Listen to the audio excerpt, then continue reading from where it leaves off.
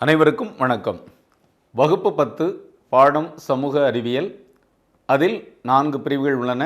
அதில் முக்கியமான பிரிவான குடிமையியல் பற்றி பார்க்க இருக்கிறோம். அலகு 1, அலகு தலைப்பு இந்திய அரசியல் அமைப்பு.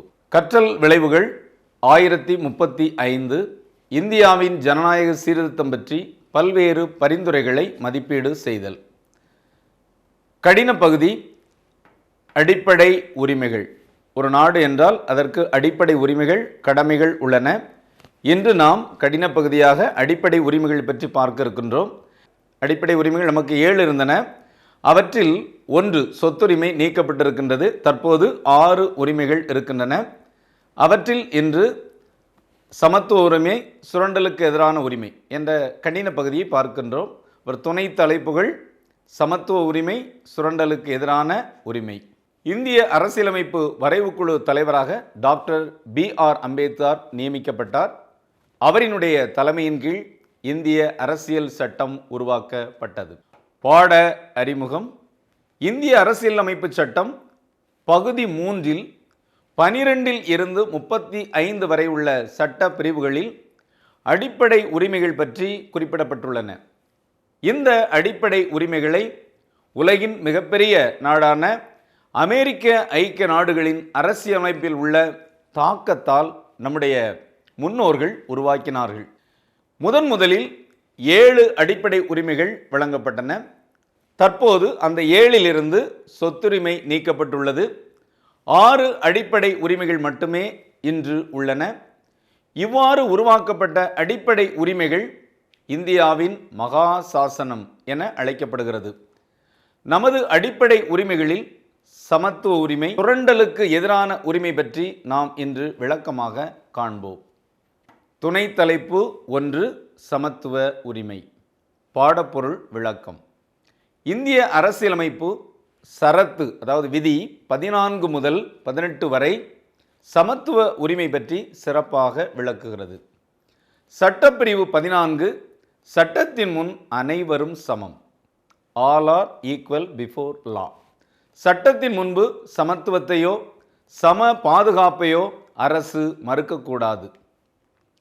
சட்டப்பிரிவு 15, எந்த குடிமகனும் அவன் சார்ந்துள்ள மதம், ரிலிஜியன், இனம், ரேஸ், ஜாதி, காஸ்ட், பாலினம், ஜெண்டர், பிறப்பிடம், பர்த் பிளேஸ் அல்லது இவற்றில் ஏதாவது ஒன்றின் காரணமாக பொது இடங்கள், பப்ளிக் பிளேசஸ், உணவு விடுதிகள், ரெஸ்டாரண்ட்ஸ், கிணறு, வெல் போன்ற இடங்களில் பாகுபாட்டுடன் நடத்தப்படக்கூடாது.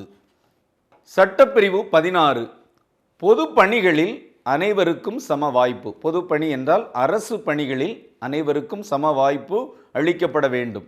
இங்கேயும் சமயம், இனம், ஜாதி, பாலினம், பிறப்பிடம், உறைவிடம் இவற்றின் அடிப்படையில் அவர்களை பணி அமர்த்த யாரும் எவரேனும் மறுக்கப்படக்கூடாது.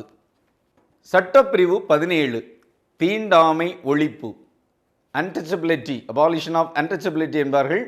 சமுதாயத்தில் பின்தங்கிய பிரிவினர்களின் நலனை பாதுகாப்பதற்காக 1955இல் தீண்டாமை ஒழிப்பு சட்டம் இயற்றப்பட்டது.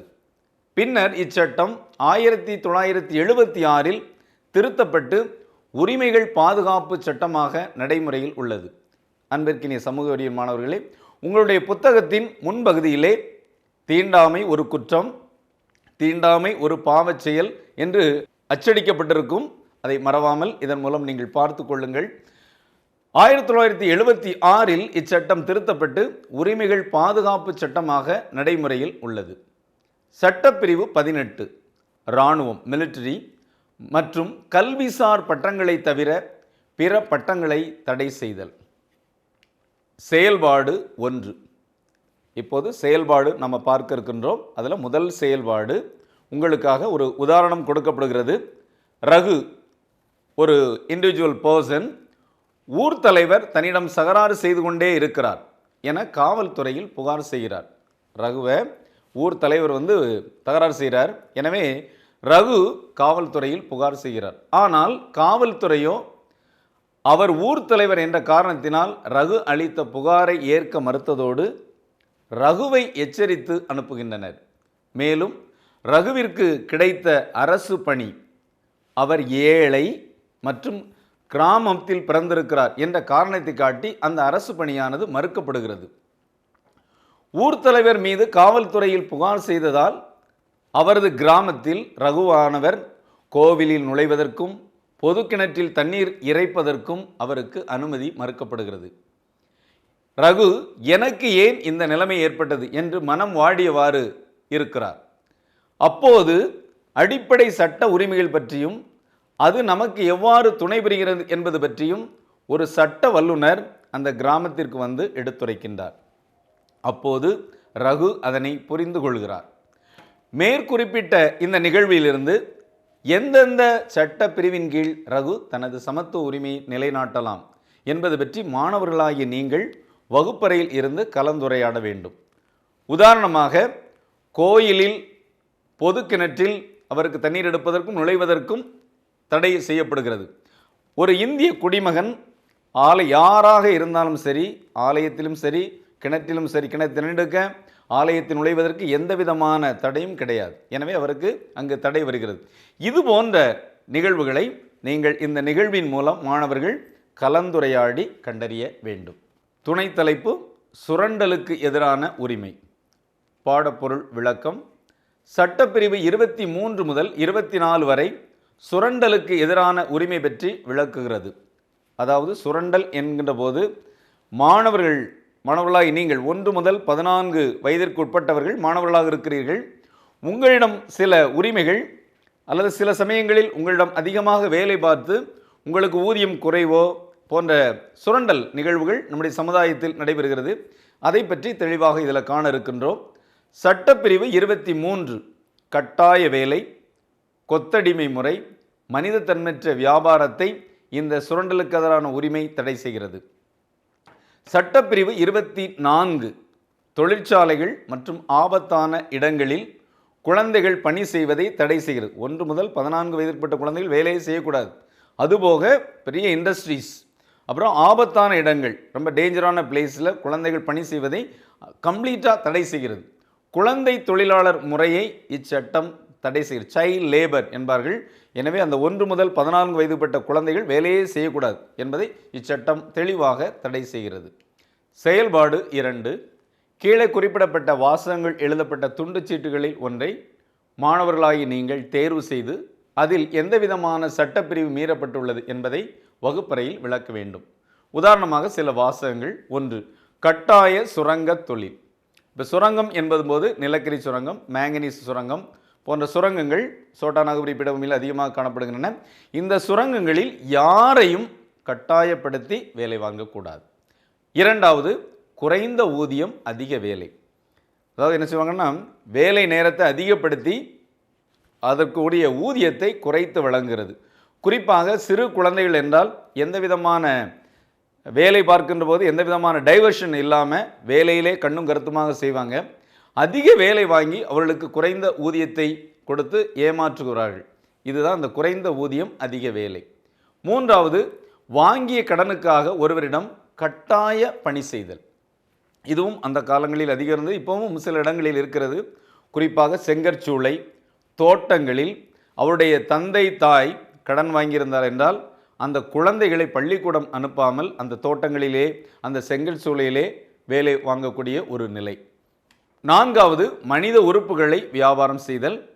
குறிப்பாக இப்போது நிறைய இடங்களில் அது நடைமுறையில் இருக்கிறது. சிறு குழந்தைகளினுடைய சிறுநீரகம், கண்கள் போன்றவற்றை அவர்களுக்கு தெரியாமலே எடுத்து அதை வியாபாரமாக்கக்கூடிய ஒரு நிலை இருக்கின்றது. அதைத்தான் இந்த 4வது பாயிண்ட் விளக்குகிறது. 5. குழந்தைகளை உணவகம், பட்டாசு தொழிற்சாலைகளில் வேலை செய்தல். குழந்தைகளை ஹோட்டல்ஸ், உணவகங்களில் மேஜை துடைக்கிற அந்த மாதிரி வேலைகளில், பட்டாசு தொழிற்சாலை குறிப்பாக நம்முடைய அருகில் உள்ள சிவகாசி பகுதிகளில் அவங்கள வேலை செய்ய வைக்கிறது, அதுவும் கூடாது. 6. வயதுக்கு மீறிய பணிகளை செய்வதற்கு கட்டாயப்படுத்துதல். குறிப்பாக சின்ன குழந்தைகள், அந்த 14 வயதுக்கு உட்பட்ட குழந்தைகளுக்கான உடல் வளர்ச்சி மிகவும் குறைவாக இருக்கும். ஆனால் அவர்களை மீறிய பெரிய ஆட்கள் செய்யக்கூடிய பணிகளை கொடுக்கிறது, அதுவும் கூடாது என்பதை இந்த நிகழ்வுகள் விளக்குகிறது. இதன் மூலம் என்னென்ன சட்டம் நம்முடைய குழந்தைகள் மீது மீறப்பட்டிருக்கிறது என்பதை நாம் அறிந்து கொள்கின்றோம். செயல்பாடு 3. மாணவர்களாகிய நீங்கள் உங்களது அருகில் உள்ள சுற்றுப்புறம் அல்லது அருகில் உள்ள இடங்களுக்கு சென்று 14 வயதிற்குட்பட்ட பிச்சைக்காரர்கள், பேப்பர் சேகரிக்கும் மற்றும் தொழிற்சாலைகளில் பணிபுரியும் குழந்தைகளை கண்டறிந்து பின்பு அவர்களிடமே பேசி இந்த நிலை வருவதற்கான காரணங்களை கேட்டறிந்து பின்வரும் அட்டவணையை, இப்போது உங்களுக்கு அந்த அட்டவணை கொடுக்கப்படும், அந்த அட்டவணையை நிரப்பி அந்த நிலையிலிருந்து அவர்களை எவ்வாறு காப்பாற்றி பிற பணிகள், பள்ளிக்கோ பிற இடங்களுக்கோ அவர்களை மாற்றி அனுப்பலாம் என்பதை நீங்கள் வகுப்பில் கலந்துரையாட வேண்டும். முதல்ல நீங்கள் சந்தித்த அந்த நபரினுடைய பெயர், அவர் ஏன் இந்த பிச்சைக்காரராக வந்தார் அல்லது இந்த குப்பை பொறுக்கும் தொழிலுக்கு வந்தார் என்ற காரணத்தை அடுத்த கட்டத்தில் நிரப்ப வேண்டும். இவருக்கு எந்த மாதிரியான உதவி செய்து பள்ளிக்கு சேர்க்கலாம் அல்லது அவரை அதிலிருந்து மாற்றலாம். உதாரணமாக ஒரு மாணவனை எடுத்துக்கொள்வோம். ராஜ் என்ற மாணவன் இருக்கிறான். அவன் பள்ளிக்கு செல்லாமல் குப்பை பொறுக்குகிறான். அவனை நீங்கள் விசாரணை செய்யும் போது அவனுடைய குடும்ப சூழல், தந்தை இறந்திருக்கலாம், தாய் இறந்திருக்கலாம், அன்றாட உணவுக்கு துன்பப்படலாம். எனவே அதற்காக அவன் இந்த வேலைக்கு சென்று அதில் கிடைக்கிற வருவாயை வைத்து வாழலாம். இவன் அந்த வேலைக்கு செய்யலை என்றால் உணவே கிடைக்காது என்ற ஒரு நிலை இருக்கும். இதுபோல் பல காரணங்கள் இருக்கும்.